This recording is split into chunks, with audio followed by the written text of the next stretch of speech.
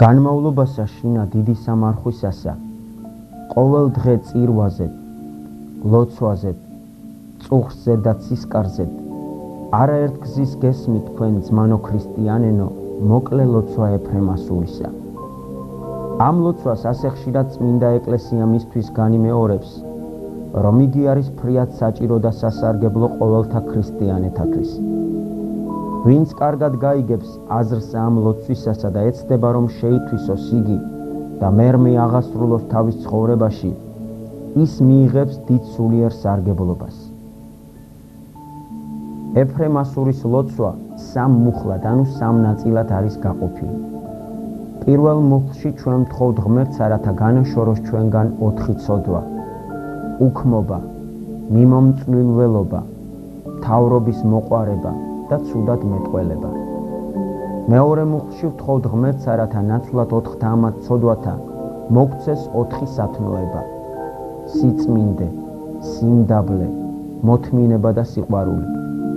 ბოლოს მესამე მუხლში ვთხოვთ ჩვენ ღმერთსა, რათა მოგცეს ჩვენ ცნობა თავისა ჩვენისა და არა განკითხვათ მოყვასთა ჩვენთა.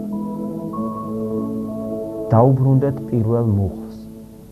უფალო და მეუფეო ცხოვრებისა ჩემისაო, სულსა უქმობისასა, მიმომწვილველობისასა, მთავრობის მოყვარეობისასა და ცუდად მეტყველებისასა ნუ მიმცე მე.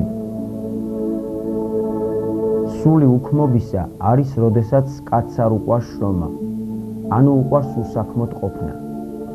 მაშასადამე სული უქმობისა აქვს ზარმაც და მცონარე კაცს, რაც არის დიდი და საშინელი ცოდვა. მეორე ცოდვა, რომელიც იხსენება პირველ მუხლში, არის მიმომწვილველობა, ანუ სხვანაირად რომ ვთქვათ, მოწყინება. მოწყინება არის, როდესაც კაცს მოწყინდება, ანუ მოსწულდება თავისი თავი, ან რომელიმე კეთილი საქმე. ეს ემართება კაცს ბოროტი ძალისაგან. მოწყინდება ლოცვა, მარხვა, შრომა, მუშაობა, თავისი სიცოცხლეც. იწყებს მწუხარებას, დრტვიმას. ეს დიდი და მავნებელი ცოდვაა. მესამე ცოდვა, რომელიც არის ამ ლოცვაში, ეწოდება მთავრობის მოყვარება. მთავრობის მოყვარება არის, როდესაც კაცი ეძებს უფლებას, ანუ ბრძანებლობას სხვაზე.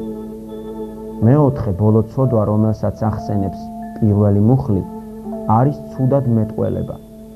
ცუდად მეტყველება არის ყოველი უქმი, უსარგებლო, უშვერი სიტყვა გამომავალი პირისაგან კაცისა. გადავიდეთ მეორე მუხლზე. ხოლო სული სიწმინდისა, სიმდაბლისა, მოთმინებისა და სიყვარულისა მომმადლე მე მონასა შენსა. სიწმინდე, ანუ სული სიწმინდისა არის ორგვარი: გარეგანი, ანუ ხორციელი და შინაგანი, ანუ სულიერი. გარეგანი სიწმინდე, ანუ ხორციელი სიწმინდე არის, როდესაც კაცს უყვარს წმინდად ჩაცმა, წმინდად ჭამა და სმა და წმინდად ცხოვრება თავის სახლში. კარგი, გონიერი და სასარგებლო საქმე არის, თუ კაცი ცდილობს ხორციელსა სიწმინდესა. ვისაც უყვარს გარეგანი და ხორციელი სიწმინდე და სისუფთავე, ის სულიერისა სიწმინდისათვის უფრო ზრუნავს და ცდილობს. მეორე სათნოება, რომელსაც ჩვენ ვთხოვთ ღმერთსა ამ ლოცვაში, არის სიმდაბლე. სიმდაბლე აქვს იმ კაცს, რომელსაც თავის თავზე დიდი წარმოდგენა არ აქვს. ესე იგი, თავისი თავი არ მიაჩნია დიდად. ამ სათნოებას კაცი შეიძენს მაშინ, როდესაც კარგად იფიქრებს თავის ცოდვებზე. მესამე სათნოება არის მოთმინება. მოთმინება მეტად საჭიროა ყოველი კაცისთვის. არ არსებობს კაცი, რომელსაც არ შეემთხვეს რაიმე უბედურება და უკმაყოფილება. ეს ქვეყანა ისეა მოწყობილი, რომ თუ კაცს მოთმინება არ აქვს, ვერ გაძლებს იგი. ყოველ საქმეში და ყოველ შემთხვევაში საჭიროა კაცისთვის მოთმინება. ეს იქნება სახლში თუ კარში. თუ მოთმინება არ გაქვს, ერთი კაციც ვერ გაძლებს შენთან და საქმეს ვერ გააკეთებს. ყველაზე მეტი მოთმინება ქრისტიანს უნდა ჰქონდეს თავისი ჯულის აღსრულებაში. თუ დიდი მოთმინება არ გაქვს ქრისტიანს, წინ ვერ აღუდგებით ცოდვას და განსაცდელს. როდესაც რამე შეგემთხვეო და გაგიჭირდება ცხოვრება, მოიგონე უფალი იესო ქრისტე, მაცხოვარი ჩვენი. რა არ მოითმინა ჩვენთვის? განკიცხვა, გინება, შეურაცხყოფა, დევნა, ტანჯვა, ჯვარცმა. თუ მაცხოვარმა ამდენი მოითმინა შენთვის, შენ ცოტაოდენი მოითმინე მისთვის. მით უმეტეს მიზეზი შენ ხარ შენი ჭირისა და უბედურებისა. დასასრულს თქვათ მეოთხე სათნოებისათვის, ესე იგი სიყვარულისათვის. სული სიყვარულისა, ანუ შეყვარება ღვთისა და მოყვასისა, არის ყველაზე უდიდესი. თითქმის მთელი ჯული ამაში მდგომარეობს. შეიყვარე უფალი ღმერთი ყოვლითა გულითა და სულითა შენითა და მოყვასი შენი ვითარცა თავი შენი. ვისაც გულში არ აქვს ღვთისა და მოყვასის სიყვარული, იგი არ არის ქრისტიანი. მოყვასის სიყვარულისათვის გვასწავლა ჩვენ უფალმა იესო ქრისტემ ამ სიტყვებით. ყოველი რომელი გინდეს თქვენ, რათა გიყონ კაცთა, ეგრეთსა თქვენ ყავთ მათ და მიმართ. რაც შენ გინდა რომ გიყონ შენ მოყვასთა, შენც ის უყავ მათ. რასაკვირველია შენ გსურს ყოველმან კაცმან შეგიყვაროს, პატივი გცეს, გაჭირვების დროს ნუგეშინი გცეს, შენც ისე მოექეც ყოველსა შენსა მოყვასთა. მესამე მუხლი ეფრემ ასულისა. ჰე უფალო და მეუფეო, მომანიჭე მე განცდა თვისთა ცოდვათა და არა განკითხვა ძმისა ჩემისა, რამე თუ კურთხეულ ხარ შენ უკუნითი უკუნისამდე.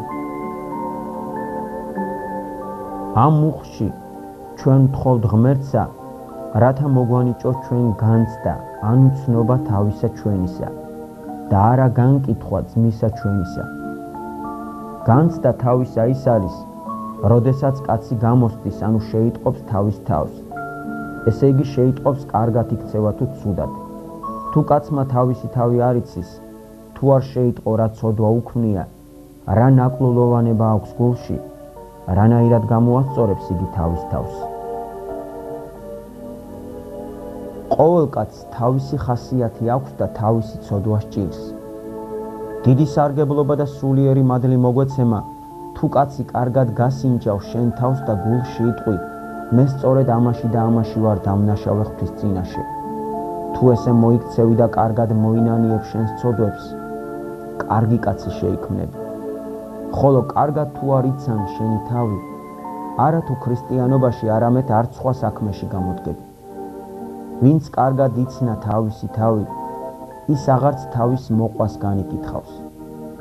მოყვასის განკითხვა ისაა, როდესაც კაცი თავის ცოდვას და ნაკლულოვანებას ვერ ხედავს და სხვის ცოდვას და ნაკლულოვანებას კი ხედავს და ზრახავს. ეს ცუდი ჩვეულება თითქმის ყველა კაცს აქვს. ყოველი კაცი იმას ცდილობს, რომ განიკითხოს მოყვასის ცოდვა, მაგრამ კეთილი და ჭეშმარიტი ქრისტიანი თავის თავს განიკითხავს და არა სხვას. თქვენც ესე ეცადეთ ქრისტეს მიერ ძმანო და დანო, თუ გსურთ იყოთ კეთილი ქრისტიანები. ამინ.